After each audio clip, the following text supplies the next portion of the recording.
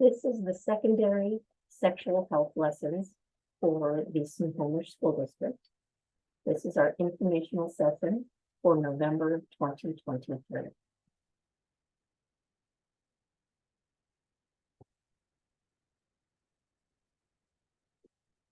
My name is Jennifer Harlan, and I am the Director of Secondary K-12 Instructional Technology.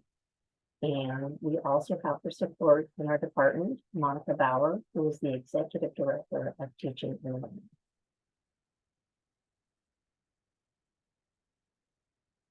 The agenda items for this webinar include the purpose of sexual health lessons, resources, legislative requirements, state standards, adoption process, lesson topics by grade, the opt-out process for students and families, and how to access materials.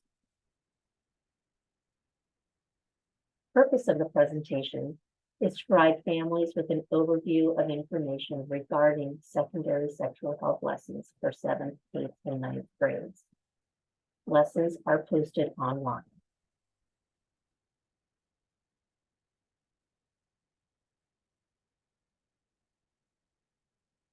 Resources to look for the lessons that are online. Please go to snow.wednet.edu and look under Departments and Programs directory for Health Education. And you'll see under Health Education, the educational resources, as well as the opt-out forms for families.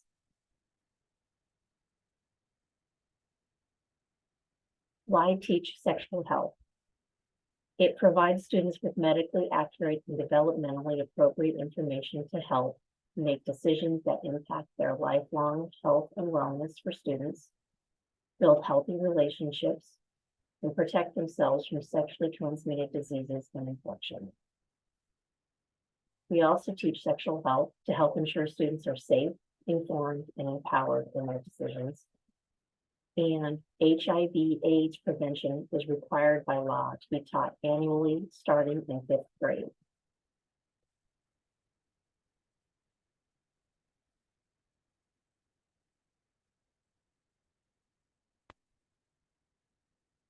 Under the WAC, self-education must be age appropriate, inclusive of students regardless of gender, race, disability status, or sexual orientation, includes information about abstinence and other methods of preventing unintended pregnancy and sexually transmitted diseases, and medically and scientifically accurate.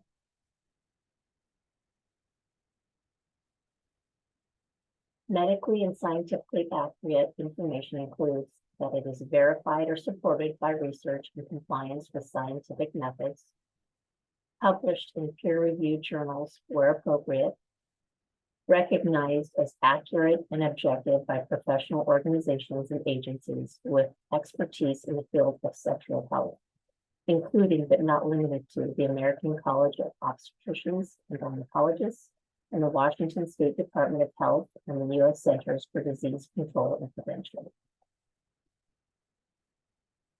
Pertinent state standards for sexual health include standard number 1, comprehend concepts related to health promotion and disease prevention to enhance health.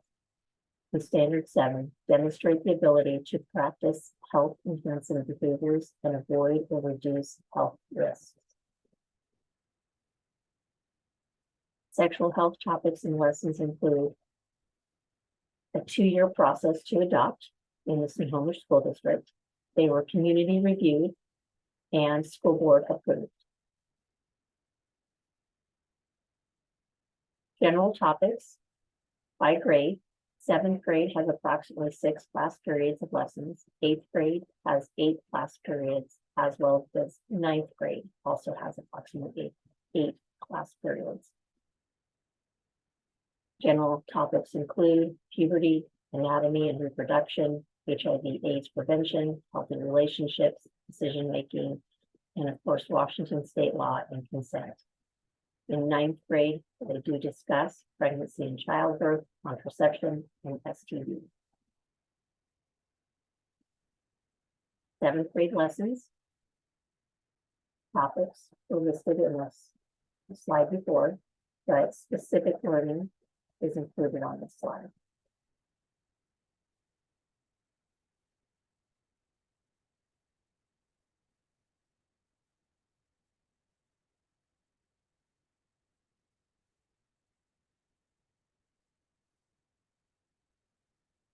There is a video that was shown in class to seventh grade students concerning sexting.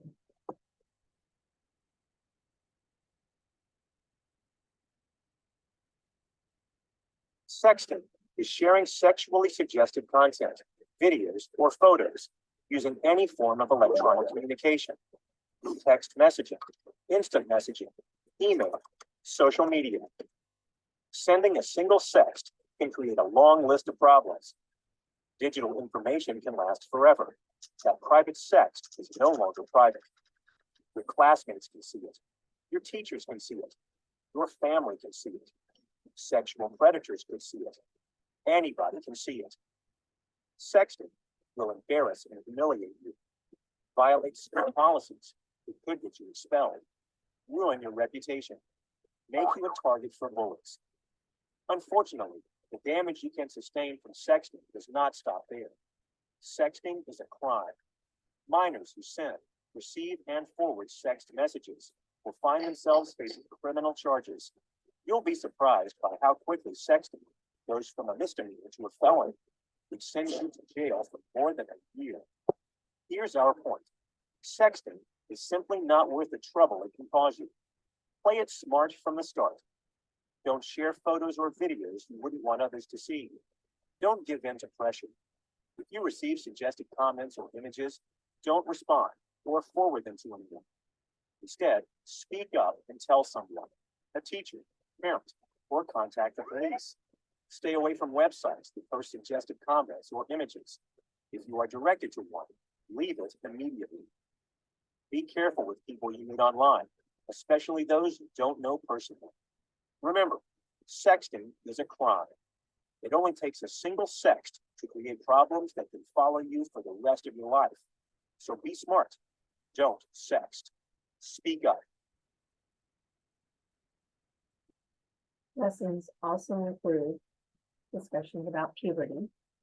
And the topics that they will include the physical, emotional, cognitive, and social changes for students going through puberty.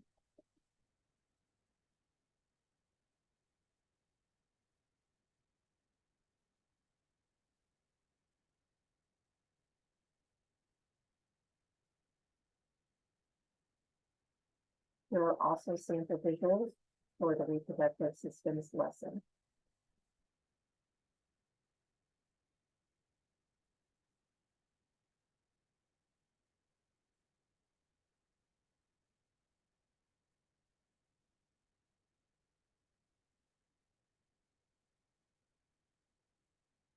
HIV/AIDS prevention lesson includes the STI/STD grid. The grid lists the STI or STD and risk column, and then they discuss transmission, signs and symptoms, health consequences, testing, and treatment.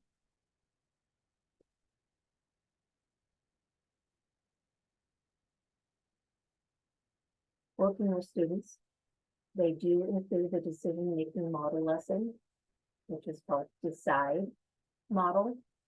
It includes the D for define the problem, E is for establishing criteria, C is considering all alternatives, I is identify the best alternative, D, develop and implement a plan of action, E is evaluation and monitor the solution.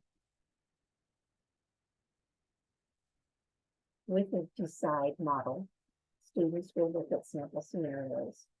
Here are a few of the decision-making lesson sample scenarios.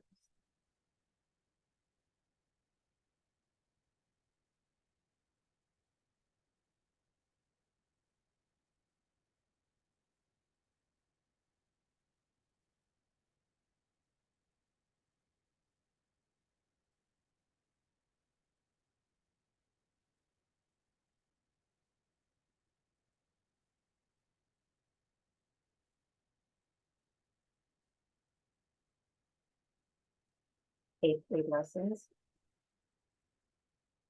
Topics are listed and some of the specific learning associated with those topics.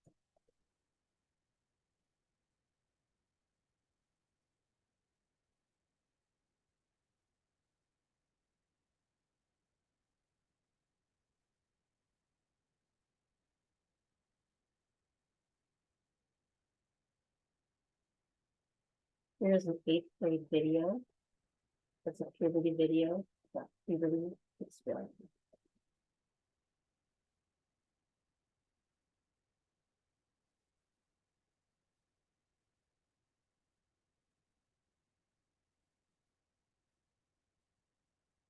Puberty.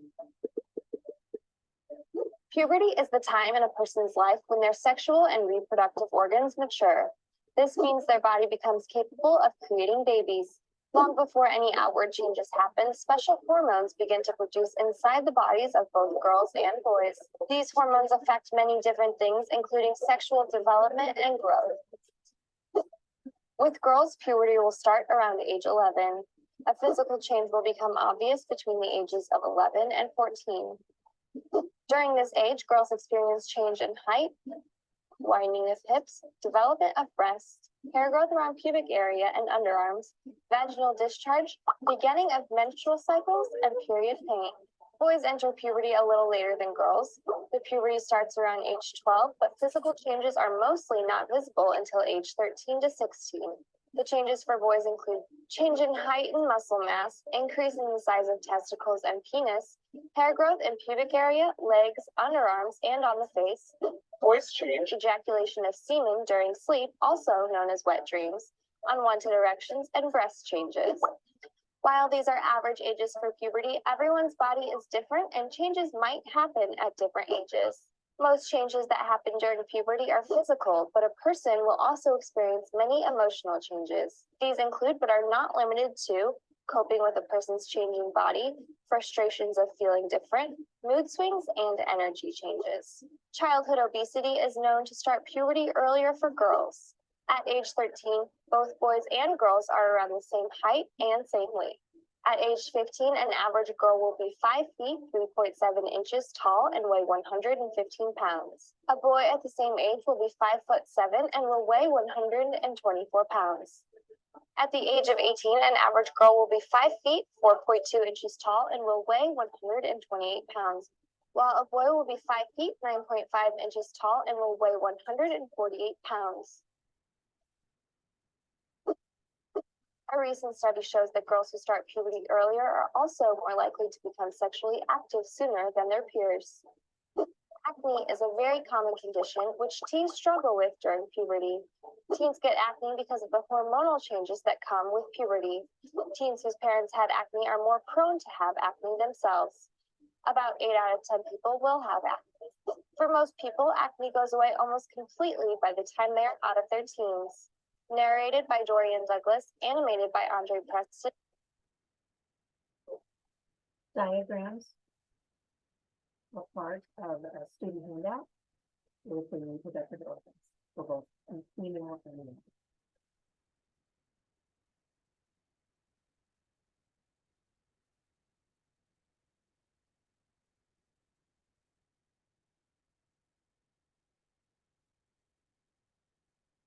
Eighth grade video on fertilization.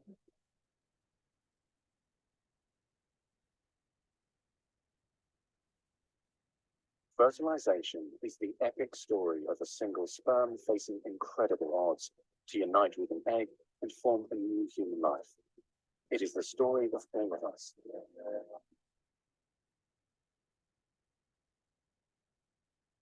During sexual intercourse, about 300 million sperm enter the vagina. Soon afterward, millions of them will either flow out of the vagina or die in its acidic environment. However, many survive because of the protective elements provided in the fluids surrounding them. Next, the sperm must pass through the cervix, an opening into the uterus. Usually, it remains tightly closed, but here the cervix is open for a few days while the woman ovulates. The sperm swim through the cervical mucus, which is thinned to a more watery consistency for easier passage. Once inside the cervix, the sperm continues swimming toward the uterus, though millions will die trying to make it through the mucus. Some sperm remain behind, caught in the folds of the cervix, but they may later continue the journey as a backup to the first group. Inside the uterus, muscular uterine contractions assist the sperm in their journey toward the egg. However, resident cells from the woman's immune system, mistaking the sperm for foreign invaders, destroy thousands more.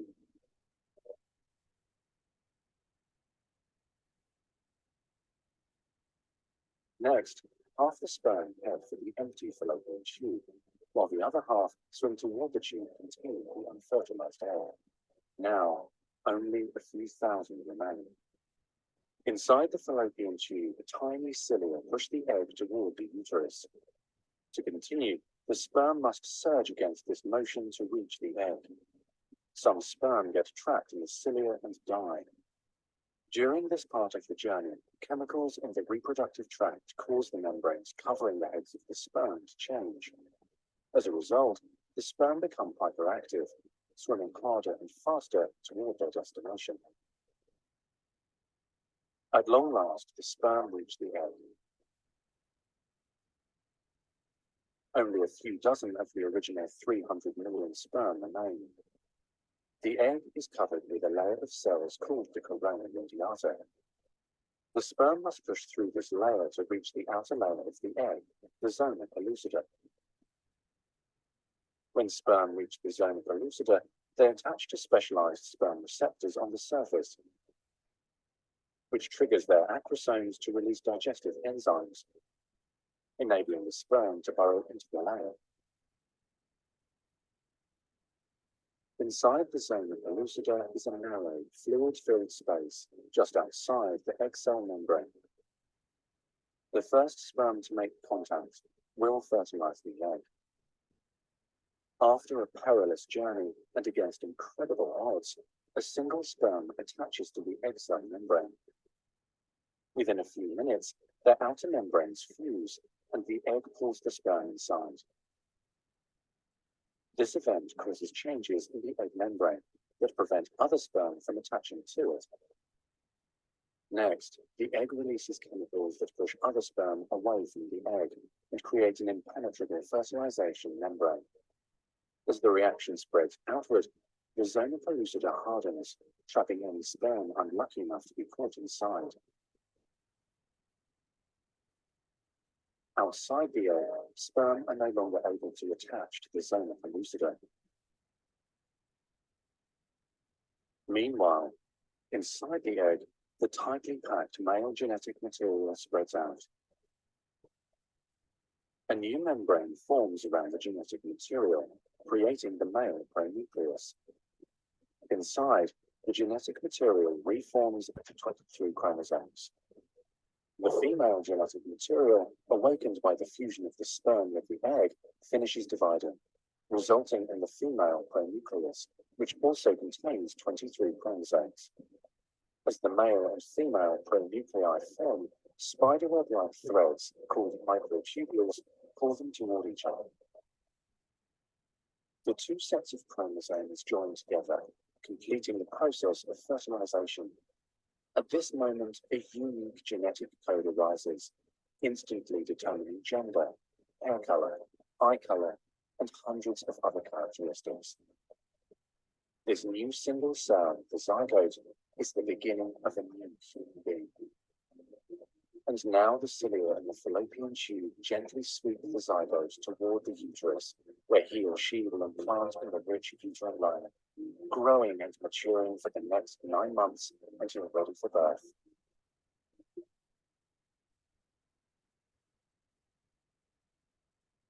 Here is another 8-minute video inside pregnancy weeks 1 through 9.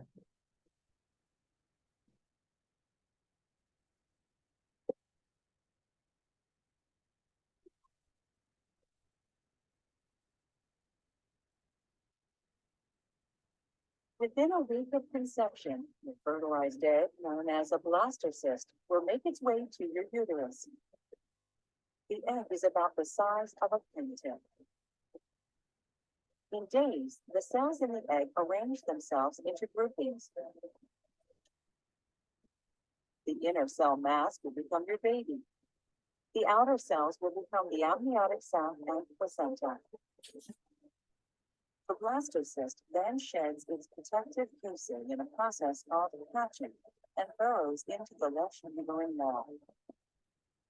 Around week 5, your developing baby is the size of a sesame seed. The cells that once formed the blastocyst's inner cell mass begin organizing and arranging, giving shape to the young embryo and forming primitive organs. The baby's brain and spinal cord are visible through his translucent skin. Right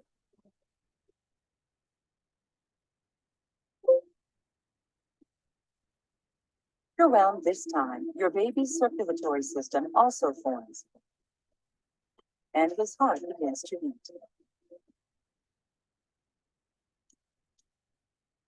Your baby looks more like a tiny tadpole than a human. He's drawing nutrients and oxygen through the newly formed placenta and umbilical cord. By week 9, the embryonic tail is gone. Your baby's looking more human every day. Protruding limbs and fingers, a defined nose, mouth, and eyes, and tiny earlobes. Your new resident is about the size of a grape and weighs a fraction of an ounce. It's hard to believe how rapidly one cell evolves in such a short time into the unmistakable body of a baby.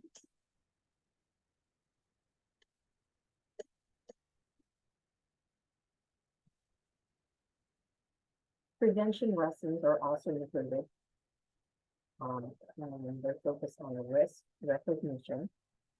And look for identifying risky, how risky each of the following behaviors is for getting HIV or STDs. Students will work through this.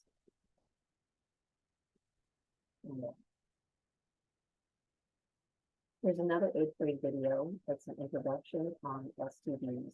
What is an STI?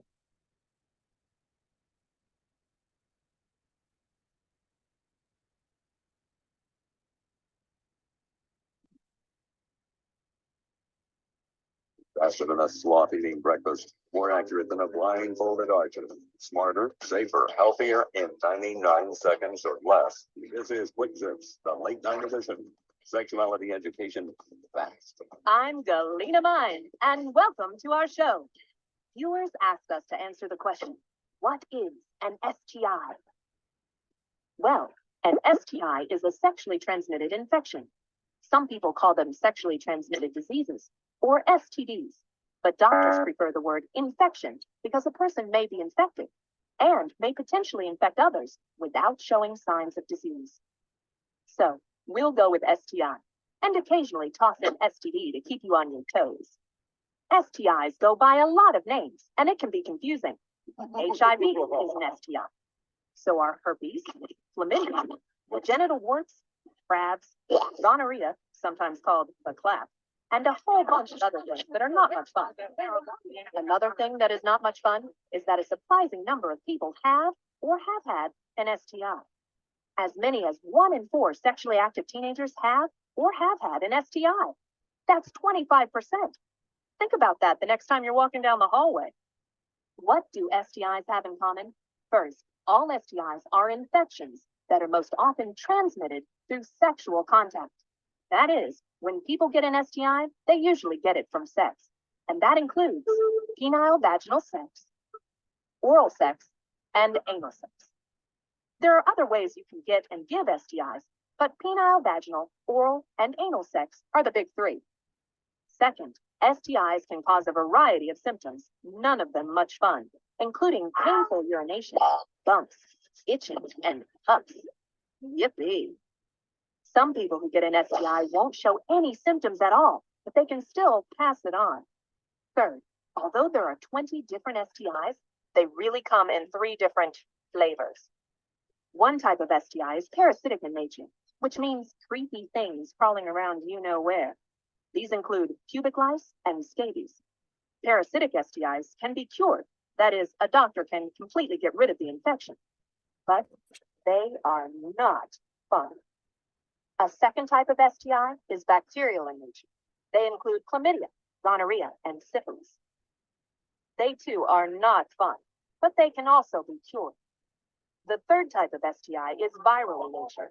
These include HIV, herpes, and HPV. This last one causes genital warts and can cause cancer. Viral STIs cannot be cured, but their symptoms can be treated. If you get a viral STI like herpes or HIV, you will have it for the rest of your life. And the rest of your life is a long time. Definitely not fun.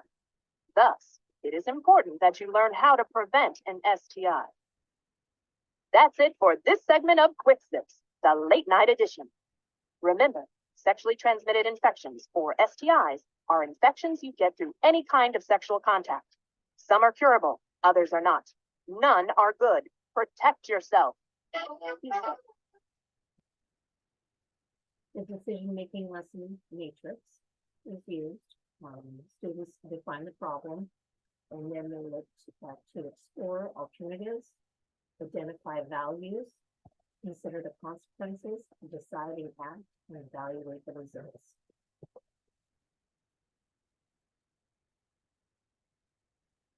Healthy relationships lesson, Renee and Kyle sample scenario. This is something that students would use with your decision-making model.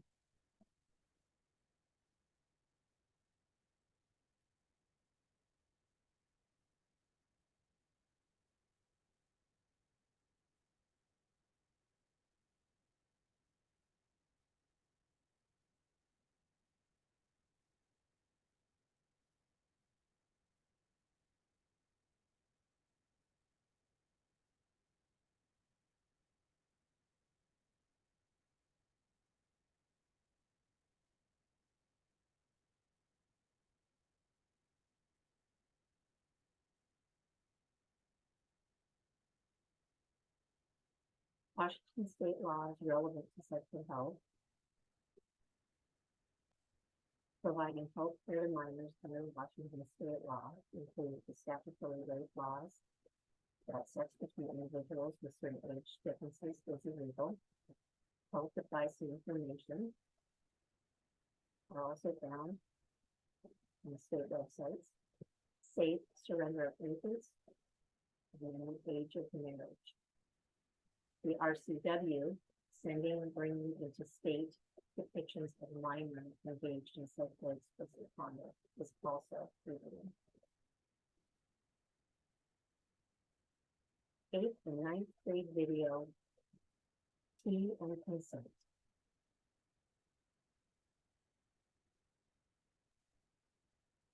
If you're still struggling with consent, just imagine instead of initiating sex, you're making them a cup of tea. You say, "Hey, would you like a cup of tea?" And they go, "Oh my God, I would love a cup of tea, thank you." Then you know they want a cup of tea. If you say, "Hey, would you like a cup of tea?" And they're like, I'm not really sure. Then you can make them a cup of tea, or not, but be aware that they might not drink it. And if they don't drink it, then, and this is the important bit, don't make them drink it. Just because you made it doesn't mean you're entitled to watch them drink it. And if they say, "No, thank you," then don't make them tea at all. Just don't make them tea. Don't make them drink tea. Don't get annoyed at them for not wanting tea. They just don't want tea, okay? They might say, "Yes, please, that's kind of you." And then when the tea arrives, they actually don't want the tea at all. Sure, that's kind of annoying as you've gone to all the effort of making the tea, but they remain under no obligation to drink the tea. They did want tea, now they don't. Some people change their mind in the time it takes to boil the kettle, brew the tea, and add the milk. And it's okay for people to change their mind, and you are still not entitled to watch them drink it. And if they're unconscious, don't make them tea. Unconscious people don't want tea, and they can't answer the question, "Do you want tea?" because they're unconscious. Okay, maybe they were conscious when you asked them if they wanted tea, and they said yes, but in the time it took you to boil the kettle or brew the tea and add the milk, They are now unconscious. You should just put the tea down, make sure the unconscious person is safe, and this is the important part again, don't make them drink the tea. They said yes then, sure, but unconscious people don't want tea. If someone said yes to tea, started drinking it, and then passed out before they'd finished it, don't keep on pouring it down their throat. Take the tea away. Make sure they are safe, because unconscious people don't want tea. Trust me on this. If someone said yes to tea around your house last Saturday, that doesn't mean they want you to make them tea all the time. They don't want you to come around to their place unexpectedly and make them tea and force them to drink it, going, but you wanted tea last week, or to wake up to find you pouring tea down their throat, going, but you wanted tea last night.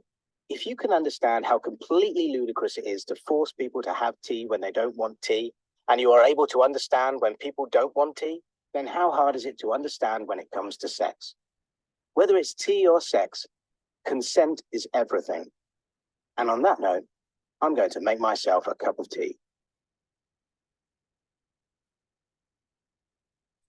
Ninth grade lessons. Topics include anatomy and reproduction, pregnancy and childbirth, contraception, STD, Washington state law, and so on.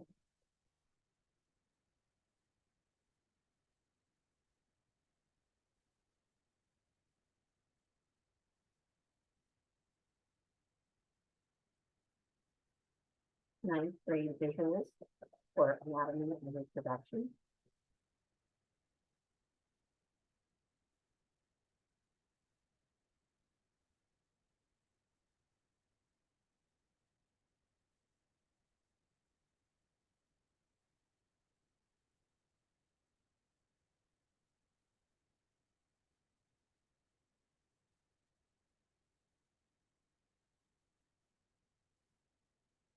Other visuals include pregnancy and childbirth,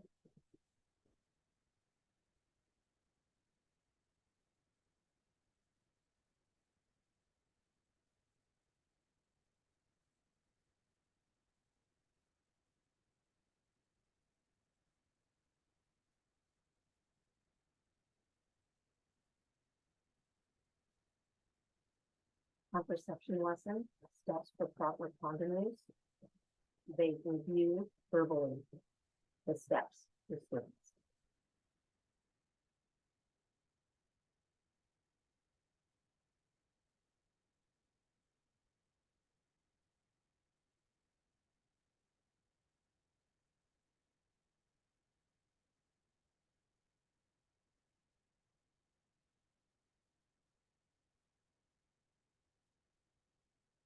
The SAT lab, there's an activity sample.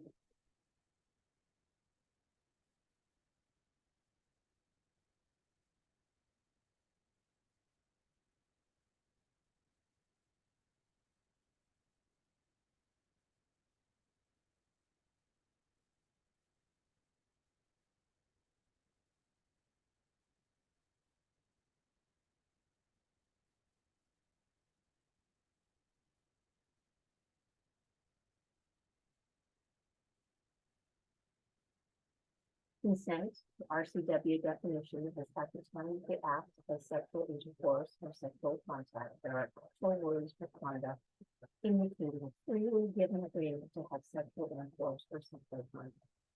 In other words, affirmative consent is a knowing, voluntary, and mutual decision among all participants to engage in sexual activity. Consent can be given by words or actions as long as those words or actions create clear permission regarding willingness to engage in a sexual activity. Consent, sample scenario lesson for students. Students are asked to listen to both parties.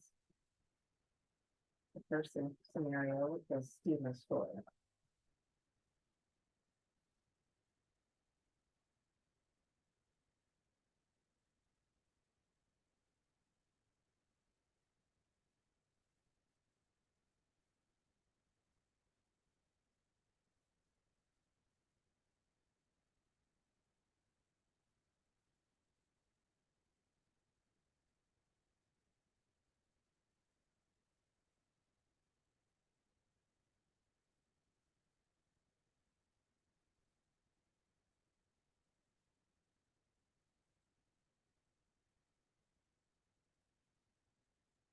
Consent lesson sample scenario continued, and this is Maddie's story.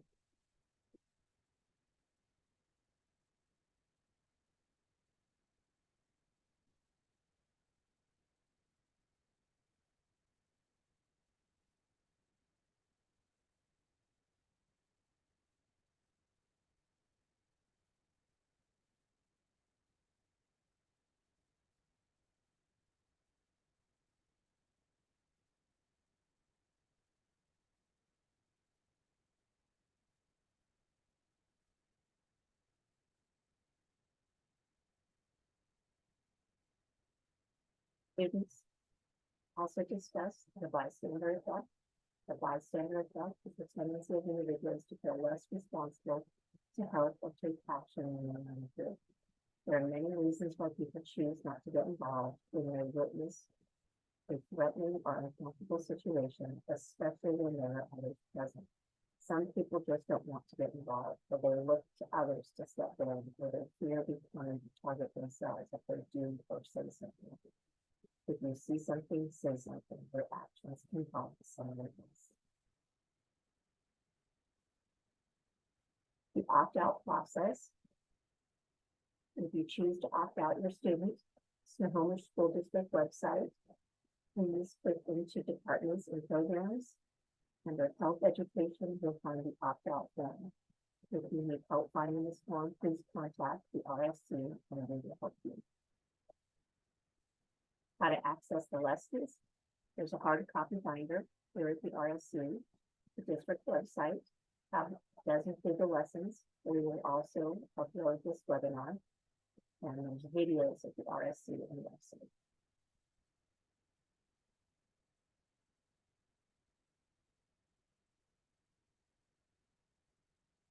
If you have any questions, and we can help you provide the answers, please contact us.